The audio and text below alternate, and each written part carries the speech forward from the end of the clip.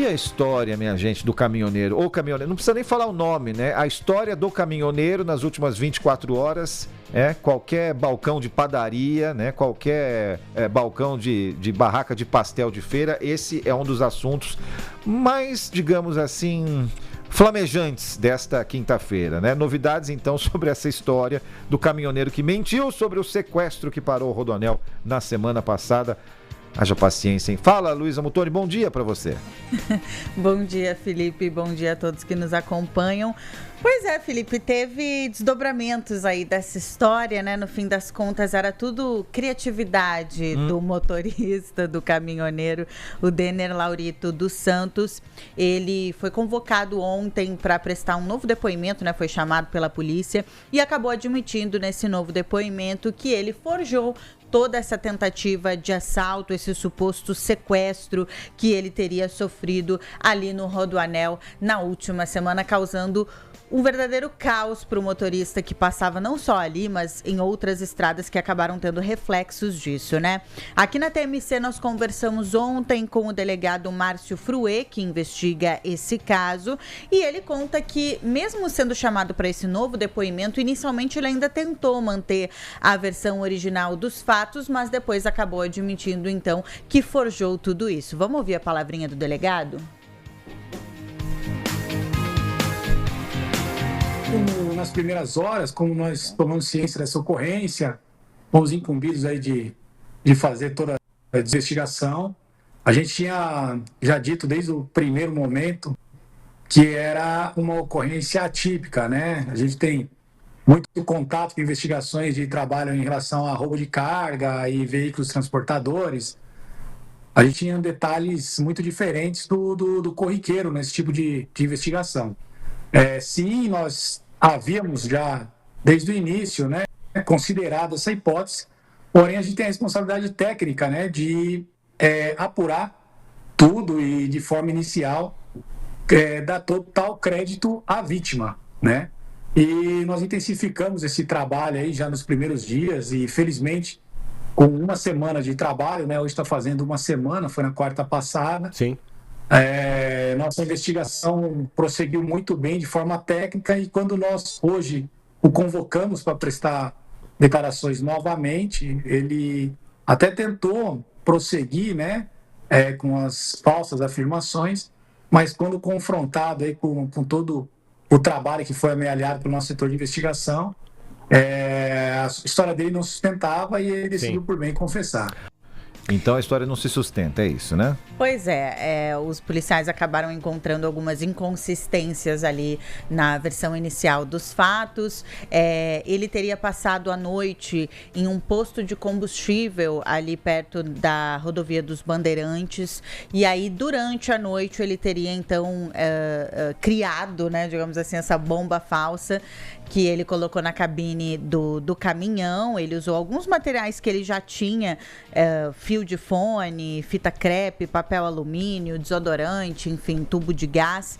E aí ele chegou a ser filmado, inclusive, por câmeras de segurança dessa loja de conveniência do posto e estava tranquilo, né? E aí no outro dia ele acordou e resolveu atravessar a carreta no Rodoanel.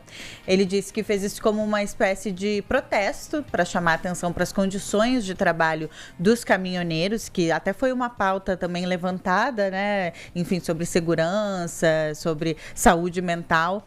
E aí causou aquele caos que a gente viu na semana passada. Então agora o Denner vai responder por falsa comunicação de crime, a princípio em liberdade, e também disse que vai procurar tratamento psicológico.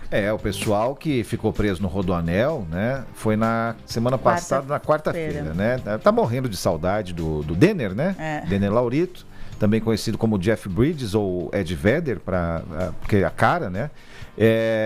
Porque foram mais de 20 quilômetros de congestionamento, não só na pista que ele fechou, que foi a externa, mas na interna também, porque teve que descer helicóptero, mobilizou. Mais cedo, a Luísa trouxe outro pedaço da entrevista, né?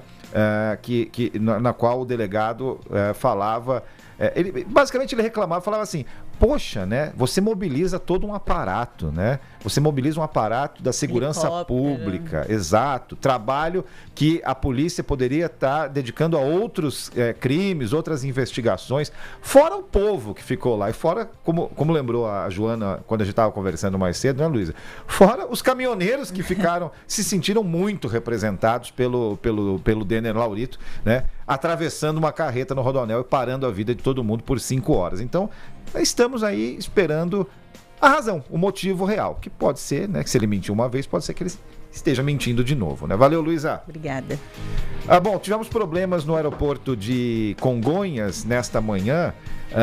Uma aeronave derramou combustível, muito obrigado, na pista, e a equipe de limpeza foi acionada imediatamente para tentar, né, e finalmente conseguir não atrapalhar o fluxo de voos. Mesmo assim, as decolagens e pousos, obviamente é uma medida de segurança muito importante, essencial, as decolagens e pousos chegaram a ser temporariamente suspensas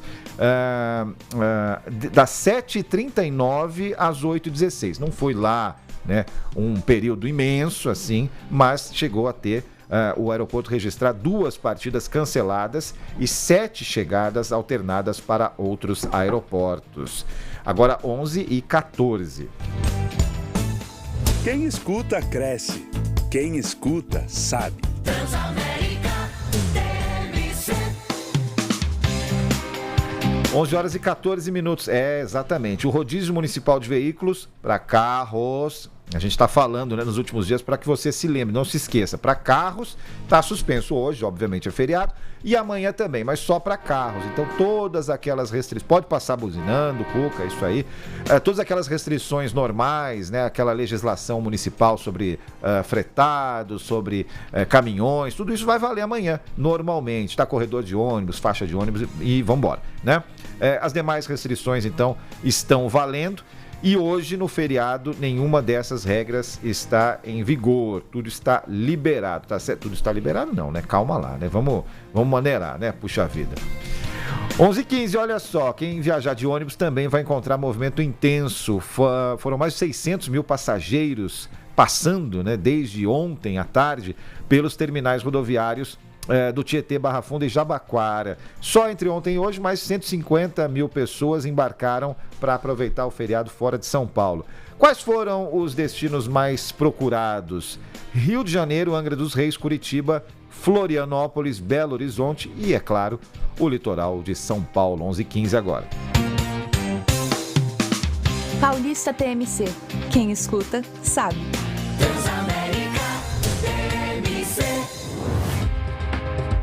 Então, daqui a pouquinho a gente fala da previsão do tempo, que promete temperaturas amenas para hoje, mais calor ainda para amanhã, especialmente no litoral, né? Mas olha, tem um monte de coisa para a gente falar das estradas. Veja aí se a sua, né, tem algum problema. Muito provavelmente sim. Eu começo com a que está mais bombando, que não é uma estrada só, mas é um sistema, que é o sistema Anchieta Imigrantes, que está na famosa operação descida 7x3, desde as 8 da manhã. Bom, a Imigrantes, no sentido litoral, agora tem 19 quilômetros de congestionamento, somando tudo. Bem, são 7 do 24 ao 31.